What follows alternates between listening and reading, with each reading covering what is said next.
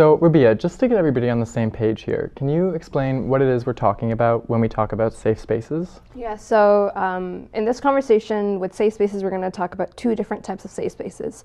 And so first is a safe space in the classroom. And that is basically allowing any student that's there with any sort of identity, any sort of background that they have, to be able to have a free flow of ideas.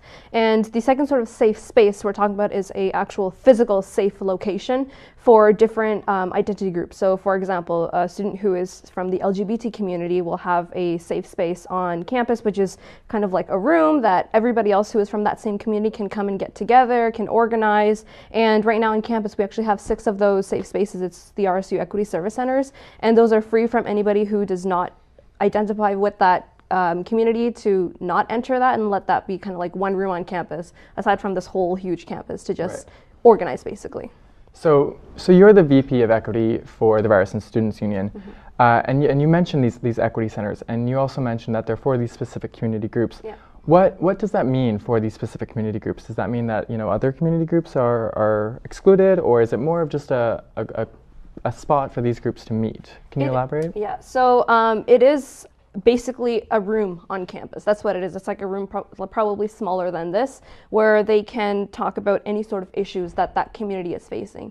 And so the thing with creating solutions or events or anything with certain communities is to have people who are from that community themselves come and do the organizing, come and do the talking, come and do the solution making basically. And if we look at the whole campus itself, anybody is allowed to access it wherever. So for one group who is marginalized, who is oppressed, to ask for one room on campus just to organize, just to have that as kind of a safe space away from any sort of oppression or trigger, I don't think that would be too much to ask for. And so, for example, if there's an organizing meeting, I think it should be respected that if you don't come from that actual group, that you just let these people organize and create whichever events or anything that they want to do. Right. Right? Okay. Yeah. Yeah. Okay.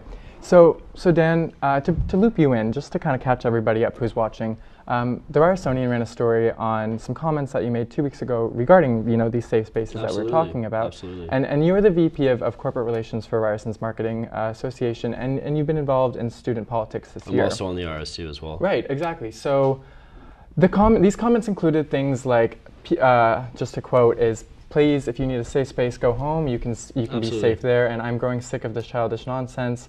I didn't pay thousands of dollars to be coddled like a little bitch. I am not going to take it anymore, and neither should you."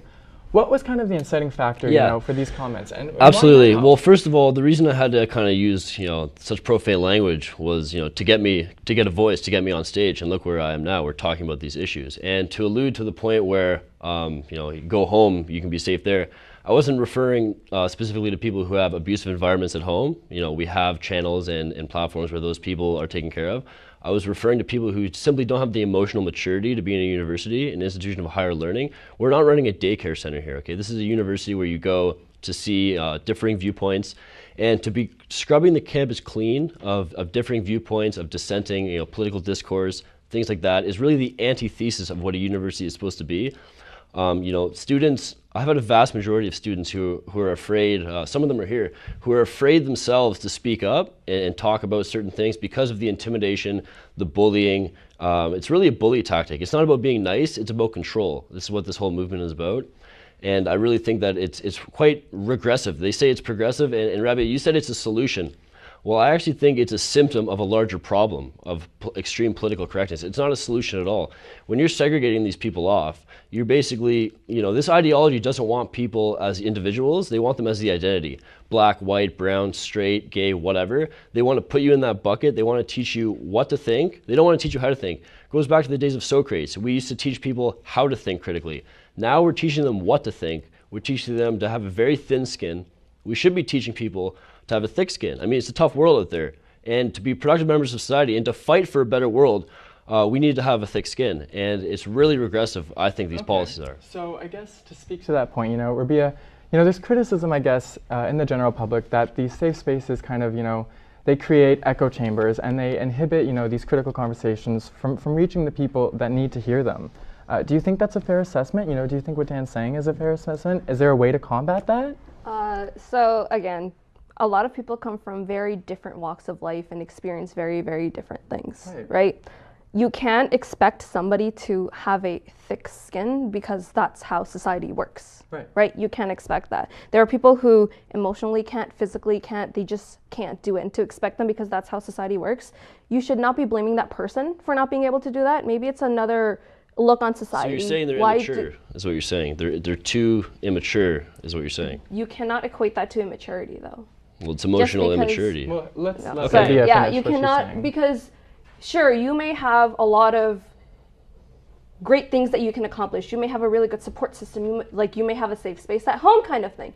A lot of students do not have that, and they carry that burden on them every time because they don't have supports, maybe on campus, maybe outside, maybe in the home, to basically help them with that. And the thing is, you can't expect them to overnight just to have that sort of ideology. No, you're right, and that's why I think that... So to speak to that point, I guess, to bring that back to you. No, for sure, it's a good point. You know, these safe spaces, these spots on campus, they are, you know, you're a member of an exec team on campus. I'm sure that you have these, you know, private closed-door meetings that, you know, only your exec can be privy to. And Rabia, I'm sure that, you know, the RSU Well, it's an exec educational board does function, too. but your point is made. So, you know, likewise in the newsroom, you know, we have the same kind of things where there are only Ryersonian staff involved. Sure. And this isn't because we're attempting to, you know, exclude people, but it's so that we can get to the heart of what the issues that our organizations needs to be focusing on and dealing with. Okay. And we're all on the same page on that, I'm imagining.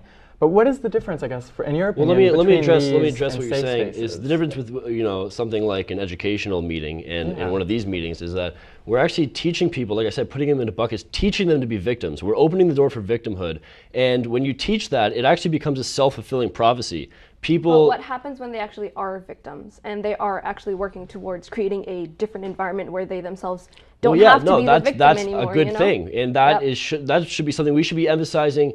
See, the people on the left, they're obsessed with equal outcome when they should be equal outcome of the collective, their herd mentality. They should be focused on equal opportunity of the individual, of individual rights. These people have individual rights. They're individuals with individual skill sets.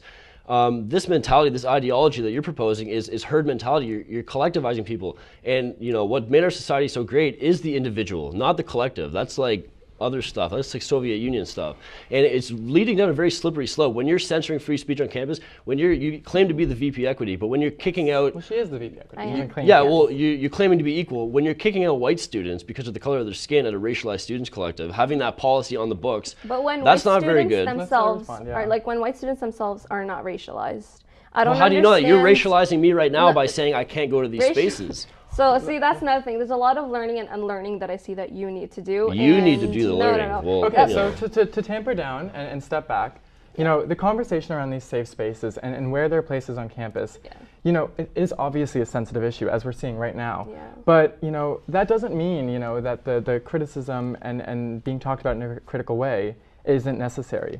Looking forward, you know, what can we as a school community, you know, do to ensure that we're treating this issue with the sensitivity and the tact that is required when we're questioning these issues? What can we do? So a lot of the Equity Service Centers actually hold a lot of events where any student on campus can come and learn about why these Equity Service Centers exist and why these students have issues and why these issues are valid. Okay. Right? And so what I do is I ask anybody who kind of questions why these centers exist to please come out to these events and actually try and learn with an open mind. Like, I'm sitting here, I'm listening to what you say. I'm a business student, I totally, like, I can understand where you're coming from, but I can be critical of a lot of things that you say, the same that you're going to be critical with a lot of things that I say. But again, just try and learn. Hear the other person out of why they are collecting, like why they're organizing, I do totally right? understand what you're saying, but I'm actually saying that it's working against the goal of what you're trying to achieve.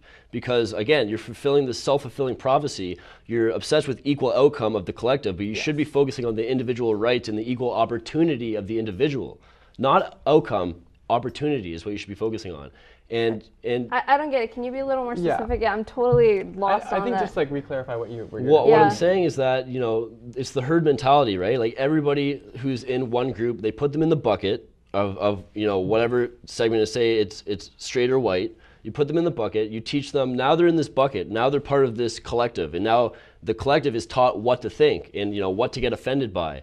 And, you know, you see people all over campus that are of these, you know, racialized or are of different demographics, but they don't need the safe space because they're smarter than that. They are more emotionally mature. See, that's the thing. You can't tell people what safe space they do and do not need. That's on their own self to ask if they need a safe space. Well, you're right. We've created right? a society where people need safe spaces, and you're absolutely right. And I think that we need to reverse these steps. So I think the first step is we should restructure these safe spaces so people still have an opportunity to speak about their issues. I think that's important. I think we should restructure these safe spaces into student groups so the potential for abuse is removed. The potential for abuse of segregation is removed. We can't be segregating students with public funds. For abuse kind of, what are you The potential for abuse is at a safe space.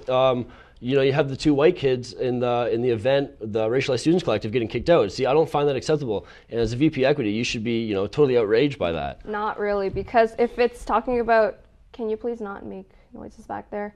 Anyway, so if you are talking about issues that racialized students face, right? If I am talking in a classroom, there's going to be white people, black people, everybody around, and they can listen, right? If I want to talk specific issues that racialized students face, I do not think that white people need to be in that space. Because racialization is people who are other than white. That's what being racialized is. So you're basically drawing a battle line between. That's the thing. Like, what I see is happening is that they're demonizing white people. Well, okay, they're drawing battle lines. Back up. When you know we've heard kind of what the response is. So Dan, what would you propose? Yeah, as great question. As the fix, kind of, you know, what are you saying you want to see happen to these safe spaces in the future? It can't be done overnight. These people have become dependent on these safe spaces. So we should have a place. I believe that they would be better called student groups than safe spaces. You know, a lot of people think safe spaces are ridiculous. If you go into the real world, they're all talking about it. It actually discredits the value of the university. Going out into the real world. I think that we should restructure the safe space into student groups so people still have a platform to talk about their issues. Okay. I think that we could both agree on that. So you agree that, you know, people should be able to speak about their issues. I agree on that as well. 100%. And I think that, you know, restructuring them would get rid of a lot of the problems and a lot of the stigma around the safe spaces because, again, it's discrediting the university by, you know, basically turning the university into a daycare center. And I think it's totally regressive. It's not progressive at all. Okay, so I guess to end off, you know, Rabia, do you want to rebut any of that? Yeah, I guess another thing to ask is who are the people that actually have these problems? That's what I want to know. Sorry? Who are the people that have these problems? Have what problems? Right, problems with safe spaces. It's people who do not access safe spaces. That's the thing, it's people who do not need safe spaces. Well, it's an issue of free speech in society. But see, that's the thing. We have free speech, but there's a limit to that free speech. If your free speech is impeding on somebody's right to exist, impeding on somebody's right to basically There's no limits to free say whatever speech in a free country. This is something that's a fundamental disagreement. If you say something discriminatory against me as being a woman, being a Muslim woman as well, you do not have that right to free speech. I have the right to do it. Within the law, I do have that right. So you need to read the Constitution. Oh, I think you do as well. You're right, Again, there's a lot of protections. There is a difference between harassment. I don't agree with harassment, but I agree with free speech. And people need to realize, I don't agree with hate speech, but hate speech is free speech. To an extent. If you're harassing or threatening someone, I don't agree with that. I'm not a mean person.